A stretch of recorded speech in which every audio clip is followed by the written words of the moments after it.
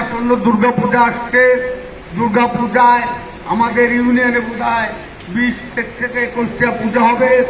যাতে বিশেষ করে এই পাশে আফতাইল, ঘোড়াডাইল, মেহেরপুর, গোলারগাছি দিয়ে যে পুজো মণ্ডপগুলো হবে,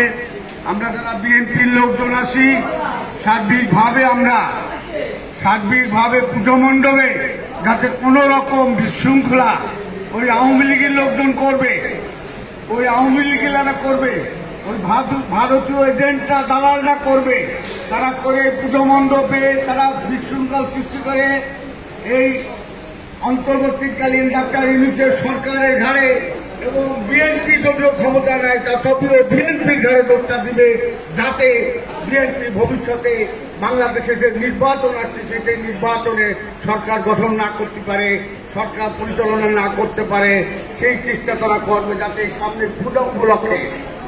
এই পূজাতে আমাদের এত বেশি খেয়াল রাখতে হবে। গতকালকে চিঠি একটা হয়েছে,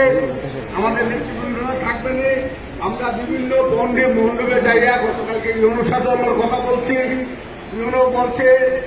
যে পুজো মণ্ডপে আমরা আইন শৃঙ্খলা কমিটি করে দেবো, আমাদের লোকজনরা যাবে।